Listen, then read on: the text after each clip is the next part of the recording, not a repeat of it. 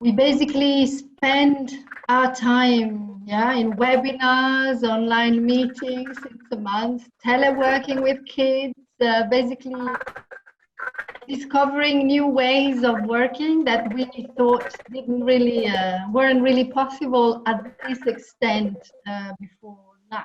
Yeah, but okay. So there are in this, call it, this incredible, chaotic and scary times.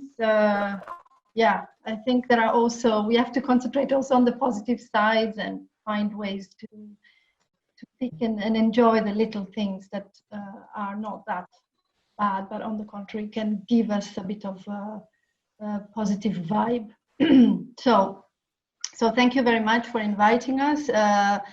Well, we could talk for hours and hours, and I don't want to do that. On the contrary, I just want to take this invitation to just say a few words from our side. Since we are part of this coalition, we've been contributing. We are very, very happy to be part of it. So, well, I think it's a period where we need to find many types of balance, yeah? If you think it's like balance in terms of emotional elements, like being in constant fear, but at the same time being optimistic and positive for your kids and your future. Balance between extreme globalization and globalization as we've seen, and trying maybe to think of some sort of balance with relocalizing things. And as for today, using digital technologies on one side, but on the other side, really respect and being, strong with, the principles that we've heard about and all the sort of strong values that we all believe, all the people that are here believe are important and we all share. So, transparency, leaving no one behind. This has been very strong with our UN Habitat Executive Director. Openness, freedom of expression, protecting data, now more than ever. I mean, all the principles that we've been pushing for and we've been, telling, in our case, the EU to push forward and to make sure they, the institutions would respect, are becoming even more relevant now, even stronger. So protection, safety, security, openness, all this sort of very strong fundamental rights that I'm not gonna go into the details, but more related to tackling the crisis and COVID. It's really important now. We've seen so many examples of, how digital technologies actually can extremely help. We've heard it from our friend from the UN. We are all teleworking, as we said. We all can access, or many people can access to public services. Apps are using for health reasons in terms of contacting how people move around and avoid that the contagion can spread. There's a lot of other apps and data that is moving around, and is Zoom. We use all these apps and everything. So we need to really strike a balance in that. So it's very useful, we've seen, but we really need that to make sure that for the future, as soon as we've heard this now partnership and two giants,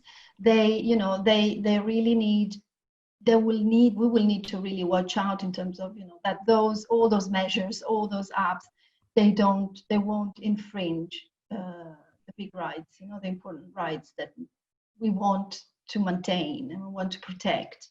So that if there are measures that need to be taken by using new technologies and so on, they need to be temporary, limited, and strongly supervised. So that's for me a very strong element in all this discussion. The same goes for the data, making sure that location data is personal data and therefore is subject to high levels of protection. We need to make sure of that. and so on. So it's really trying to protect and to put a perimeter around all these policies and all these possible how do you say, spreading of the digital. So fundamental, but we need to protect fundamental rights. So it's really about the utility of that. I mean, we have, as Eurocities, we've created a platform now to collect examples from cities on how they respond to the crisis. If you want to go, it's covidnews.eurocities.eu. It's quite interesting. We've got really many stories by cities. So we do webinars like this one for members, but we also have this open platform with all sorts of examples, hundreds and hundreds, and you can see in the digital sort of category, you've got you can see all the incredible things that are all the incredible things that are being done. So it's really positive, but at the same time, as I said before, it's really important to be protective and make sure that everything is good for the for the ownership of data and all this and democracy basically and freedom. So yeah, this is the sort of introduction I wanted to make, but I'm gonna stay connected. So yeah, thank you again for inviting. Thank you very much, Secretary General, for those inputs. I take this opportunity to also welcome Secretary Generals of the regional organizations of UCLG that I see today are attending in numbers from Latin America, from MEWA, from Eurasia, etc. So thank you very much for being with us today. Some of what Annalisa has shared with us is going to be key for the discussion. And there is just a couple of issues that I would like to add and then give the floor to, or start with the next exercise. Let us remember that what this crisis is also showing us, and we are trying to demonstrate that with the use of language. We in UCLG and in many of the sister networks are not talking about social distancing, but physical distancing and social cohesion, right? And I think that the use of new technologies will need to be adapted to that notion, and we will need to ensure that they are not dehumanized, that they are very close to the needs of communities, of societies, and they need to help us bring government closer to the citizens, bring service provision closer to them, and make us realize that smart cities are about smart citizens, like we always say, and that new technologies are not always about high tech, but they are also about low tech.